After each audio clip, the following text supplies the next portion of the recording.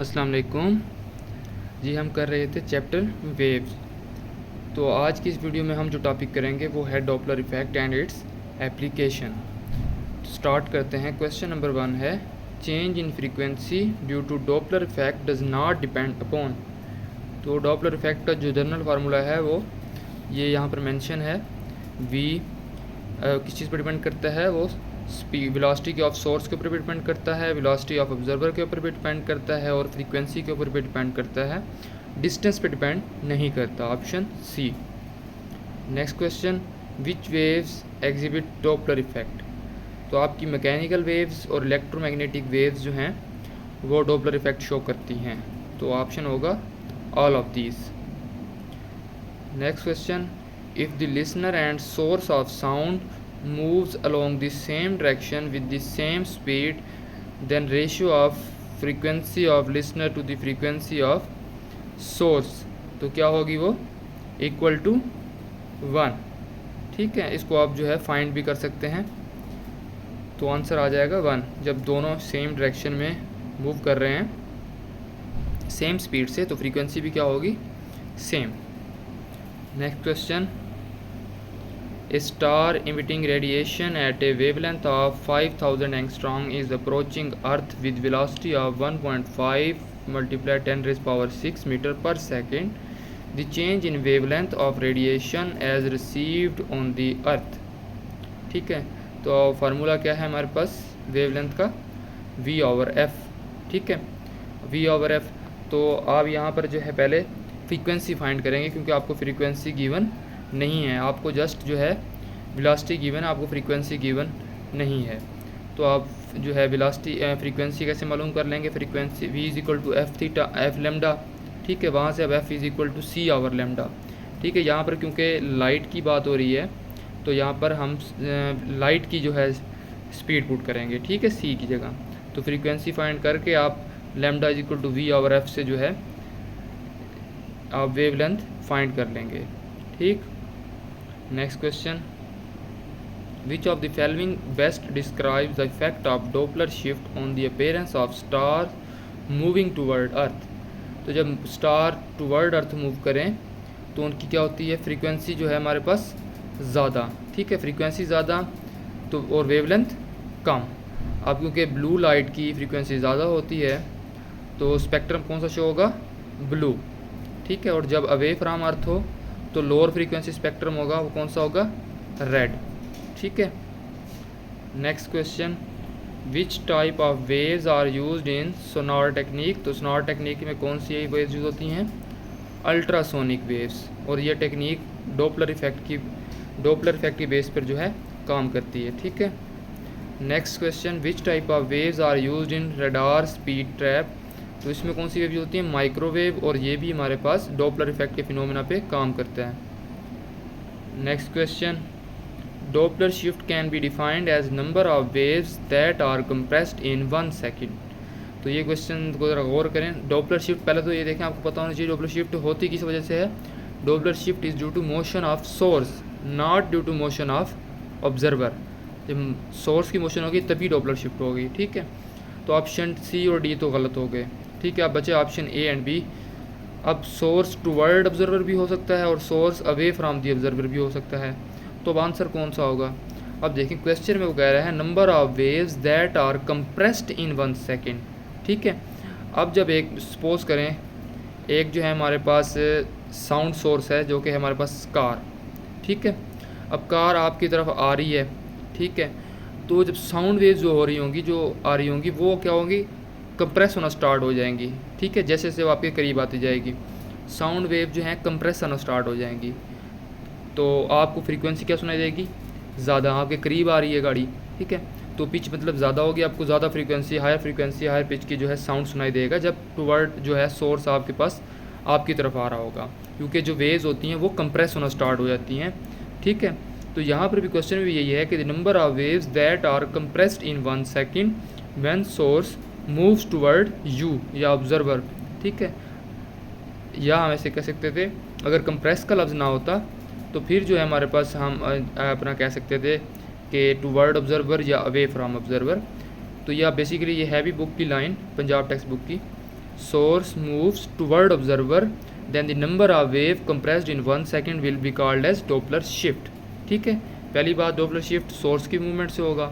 ठीक है, source toward observer भी हो सकता है और अवे फ्रॉम ऑब्जर्वर भी हो सकता है, लेकिन क्वेश्चन में क्योंकि मेंशन है कंप्रेस्ड इन 1 सेकेंड, इसका मतलब ये है कि सोर्स ऑब्जर्वर की तरफ मूव कर रहा है, साउंड वेव कंप्रेस होना स्टार्ट हो गई हैं और ऑब्जर्वर को हायर फ्रीक्वेंसी हायर पिच की साउंड जो है सुनाई देगी. ठीक है, अगर वो सोर्स जो है ऑब्जर्वर से अवे जा रहा होता तो साउंड वेव जो है वो कंप्रेस ना होती बल्कि वो दूर होना स्टार्ट हो जाती है आपस में. ठीक है आपस. तो नेक्स्ट क्वेश्चन है, red shift measurement of Doppler effect of galaxies indicate that universe is expanding. Red shift मतलब लोअर फ्रीक्वेंसी हायर वेवलेंथ. ये कब होता है? जब जो है स्टार गैलेक्सीज टूवर्ड मूव करे अवे फ्रॉम अर्थ. ठीक है, तो एक्सपेंड. और अगर ब्लू शिफ्ट होता तो क्या होता? Contracting. Next question, A siren emitting a sound of frequency 800 Hz moves away from an observer towards a cliff at speed of 15 meter per second. The frequency of sound that the observer hears in the echo reflected from the cliff. तो देखें इस तरह के जो भी question आए ना Doppler effect से, तो आपने फार्मूलों को रटा नहीं मारना, सिर्फ एक फार्मूला आपके अपने जहन में रखें जो जर्नल इक्वेशन है, और वो ही हर इक्वेशन जो है हर न्यूमेरिकल में आप उसको फिट करते जाएंगे. जर्नल इक्वेशन क्या है? एफ नॉट मतलब कि जो observe frequency is equal to v speed of sound.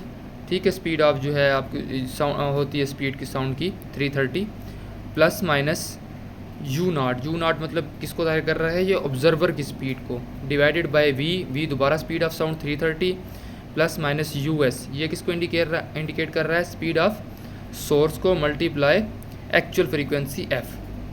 अब देखें, अब प्लस माइनस के साइन को आपने एक तो वो करना है. ठीक है, according to given equation.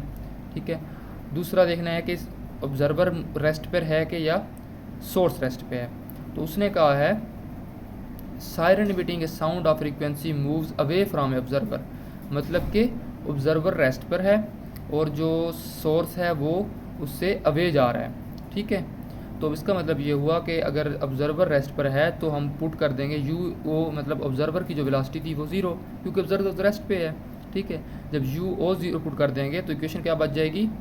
v divided by v plus minus u s multiply f. अब देखना है कि प्लस लगाना है या माइनस लगाना है. ठीक है, अब आप खुद देखें, जब एक साउंड सोर्स आपसे दूर जा रहा हो, ठीक है, तो आपको फ्रीक्वेंसी ज़्यादा सुनाई की देगी या कम सुनाई देगी पिच साउंड की? ऑफ कोर्स कम सुनाई देगी क्योंकि आपसे अवे जा रहे हैं. ठीक है, अब आप सोचें कि एफ़ नॉट की वैल्यू कब जो है कम आएगी? वो उसी वक्त कम आएगी जब डिनोमिनेटर की वैल्यू ज़्यादा होगी. ऐसे ही ना, जब डिनोमिनेटर की वैल्यू ज़्यादा होगी, ठीक है, तभी जो है एफ़ का आंसर जो है छोटा आएगा. ठीक है, अगर नोमिनेटर को ज़्यादा कर दें फिर तो फ्रीक्वेंसी ज़्यादा आ जाएगी. ठीक है, और अगर हम नीचे माइनस पुट कर दें डिनोमिनेटर में, ठीक है, अगर माइनस पुट कर दें तब भी फ्रीक्वेंसी ज़्यादा आएगी. हमें तो चाहिए कम फ्रीक्वेंसी क्योंकि वो अवे जा रहा है. ठीक है, तो हमें क्या करना है कि डिनोमिनेटर को प्लस के साइन के साथ करना है ताकि जो है डिनोमिनेटर की वैल्यू लार्ज हो जाए, नोमिनेटर की वैल्यू स्मॉल हो जाए, और जो फ्रीक्वेंसी आए ऑब्जर्व वो क्या आए? एक्चुअल फ्रीक्वेंसी से जो हमारी जो फ्रीक्वेंसी आएगी वो क्या आएगी? हमारे पास कम आएगी. ठीक है, तो अब देखें यहाँ पे हमने प्लस का साइन डाल दिया. ठीक है, अब ये आपकी क्वेश्चन बन गई. यहाँ पर आप वैल्यू पुट करें और यहाँ से आपके पास इजीली जो क्या आ जाएगा? आंसर आ जाएगा. ठीक है,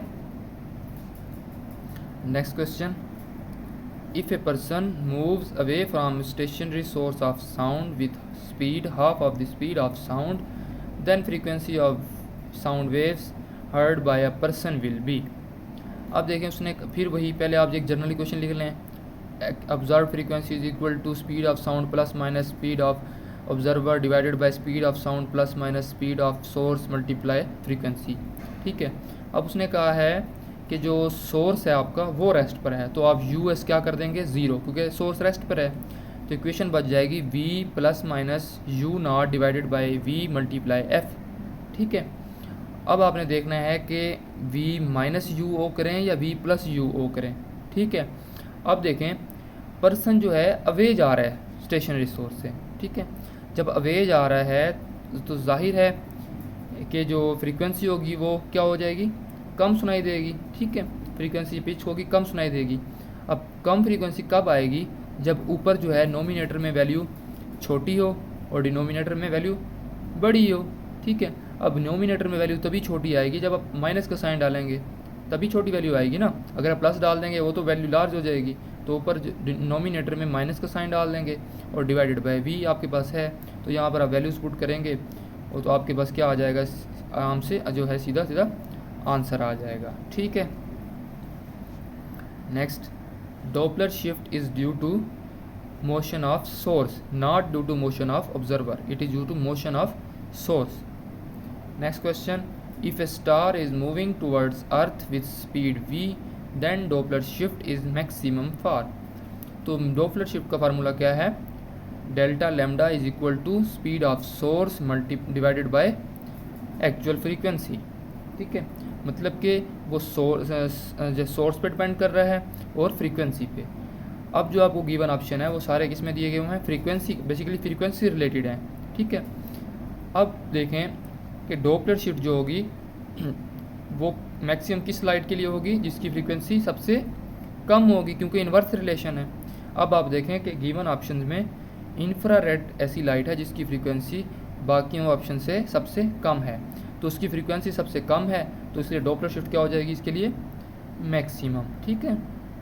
next question, all of the following are application of Doppler effects except, तो देखें ये नेविगेशन ऑफ बैट्स, आपको पता है वो इको लोकेशन को यूज़ करती हैं बैट्स और डॉल्फिन, तो बेसिकली वो जो फिनोमिना है वो आपकी सोनार टेक्निक की बेस पर ही होता है, और सोनार टेक्निक आपको पता है डॉपलर इफेक्ट की फिनोमिना के बेस पर जो है वो वर्क करता है। रेडार सिस्टम भी डॉपलर इफेक्ट के बेस पे काम कर रहा होता है। इसके अलावा मॉनिटरिंग ब्लड फ्लो, तो ये भी डॉपलर इफेक्ट की बेस पे काम करता है, रेडिएशन भेजी जाती हैं, ठीक है, तो उसमें भी डॉपलर इफेक्ट इन्वॉल्व है। एमआरआई मशीन है जिसमें जो है एमआरआई मशीन जो डॉपलर इफेक्ट के फिनोमिना पे काम नहीं करती, ठीक है। इसके अलावा डॉपलर इफेक्ट से आप क्या मेजर कर सकते हैं, गैलेक्सीज की स्पीड मेजर कर सकते हैं, ठीक है। Next question, in which case Doppler effect is not applicable, option a when source and observer are moving in same direction, yes. When source at rest and observer is moving, yes. When source and observer both are at rest, तो ये इस पर applicable नहीं होता। Next question, a train with frequency f is moving, what will be the frequency heard by a person sitting in the train, अब एक person train के अंदर बैठा है और ट्रेन मूव कर रही है फ्रीक्वेंसी एफ से और वेलोसिटी वी से, तो पर्सन को जो फ्रीक्वेंसी सुनाई देगी वो जाहिर सी बात है वो उसी फ्रीक्वेंसी के बराबर होगी, ठीक है, उसी फ्रीक्वेंसी के बराबर होगी, option A. Next, blowing whistle emitting a note of frequency 100 Hz is moved horizontally along the circumference of a circle of radius r. If a man is standing at the center of circle then, अब अगर एक circle है, उस circle के centre में एक person खड़ा है और उस सर्कल के अंदर जो है उसके सर्कमफेरेंस के अलोंग एक गाड़ी जो है सीटी बजाती हुई, बेल बजाती हुई मूव कर रही है, तो जो है पर्सन होगा उसको जो फ्रीक्वेंसी होगी वो सेम फ्रीक्वेंसी की सुनाई देगी, चाहे गाड़ी किसी भी पॉइंट पे हो सर्कल में, क्योंकि डिस्टेंस तो उन दोनों का सेम है, ठीक है, डिस्टेंस तो कम ज़्यादा नहीं हो रहा ना, वो एक सर्कल में मूव कर रही है, पर्सन सेंटर में है, तो तमाम पॉइंट्स पे उसको जो फ्रीक्वेंसी है वो सेम सुनाई देगी, ठीक। Next question, when a light source moves away from the observer then, तो आपको पता है कि डॉपलर इफेक्ट सिर्फ साउंड वेव्स के लिए नहीं होता, वो लाइट वेव्स के लिए भी होता है। सेम कंसेप्ट है कि एक लाइट सोर्स अगर ऑब्जर्वर से मूव जो है दूर जा रहा है, ठीक है, तो क्या होगा, जो लाइट की फ्रीक्वेंसी होगी वो डिक्रीज़ होगी, और जो फ्रीक्वेंसी डिक्रीज़ होगी तो हम कह सकते हैं कि वेवलेंथ क्या हो जाएगी, increase. Next question, Doppler effect is not applied to, तो हमने कहा था कि डॉपलर इफेक्ट इलेक्ट्रोमैग्नेटिक वेव्स और मैकेनिकल वेव्स के लिए एप्लीकेबल है, मैटर वेव्स के लिए एप्लीकेबल नहीं है, option C. Next question, the colour of star is changing from blue to red, that indicates that the star is going away from the earth, क्योंकि आपको पता है कि ब्लू जब होगा तो हम कहते हैं कि वो टूवर्ड्स अर्थ है, और जब रेड होता है तो हम कहते हैं अवे फ्राम अर्थ, ठीक। तो अब उसने कहा है ब्लू टू रेड, तो उसका मतलब गोइंग अवे फ्राम अर्थ, ठीक है, इसको याद रखें आप अच्छे से, ब्लू टूवर्ड्स अर्थ, ठीक है, और red away from earth. Red होगा तो गैलेक्सी एक्सपेंड होगी, जब ब्लू होगा तो contract. Next question, with which velocity should an observer move relative to stationary source so that he may hear a sound of double the actual frequency। तो मैंने कहा था कि इस तरह के कोई भी क्वेश्चन आए पहले सिंपल जनरल इक्वेशन लिख लें। Observe frequency is equal to speed of sound plus minus speed of observer divided by speed of sound plus minus speed of source multiply actual frequency. ठीक, तो अब उसने कहा है कि with what velocity should an observer move relative to stationary source. ठीक, source stationary है तो इसका मतलब जो यूएस है, यूएस क्या हो जाएगी हमारे पास, ज़ीरो हो जाएगी। ठीक है, यूएस ज़ीरो पुट कर दें, इक्वेशन बच जाएगी आपके पास v प्लस यू नॉट। ठीक है, अब उसने कहा यू नॉट को अगर आप स्पीड ऑफ साउंड मतलब v के बराबर कर दें तो आपका आंसर आ जाएगा जो रिक्वायर है statement. Next question, if source of sound moves at the same speed or faster than speed of wave then it results in, क्या हो जाएगा, शॉक वेव और सोनिक बूम। डोपलर इफेक्ट उस वक्त ऑब्जर्व होता है जब सोर्स की जो स्पीड है वो स्पीड ऑफ वेव्स के बराबर हो या उससे कम हो। अगर source of speed of source जो है अगर ज़्यादा हो जाए तो sonic boom, super sonic boom, जिसको शॉक वेव बोलते हैं, वो फिनोमेना ऑब्जर्व होता है। Next question, Doppler effect is not applicable if speed of source of sound is, ये भी मैंने बताया कि अगर more than speed of sound होगा तो एप्लीकेबल नहीं होगा। ठीक है, next question, a man is moving towards a wall with source of sound in his hand, frequency of source is 50, speed of man is, if the man sends one pulse of sound, what will be the frequency heard by him after sound reflect of the wall। तो पहले आप वही general equation लिख लें। ठीक है, अब चूंकि मैन टूवर्ड वॉल मूव कर रहा है तो उसका मतलब वॉल क्या है, आपका ऑब्जर्वर है, और ऑब्जर्वर क्योंकि रेस्ट पे है तो यू नॉट हो जाएगी ज़ीरो। यहाँ से आप फ्रीक्वेंसी फाइंड कर लेंगे।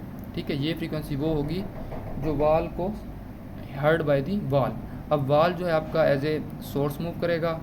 ठीक है, और जो है आपका मैन होगा वो एज ए ऑब्जर्वर, तो फिर वही इक्वेशन लगाएंगे। ठीक है, तो आपके यहाँ से फिर आपके पास निकल आएगी frequency heard by the person. यहाँ पे ख़त्म होती है। इंशाल्लाह नेक्स्ट पार्ट में हम करेंगे स्पीड ऑफ साउंड। अल्लाह हाफिज़।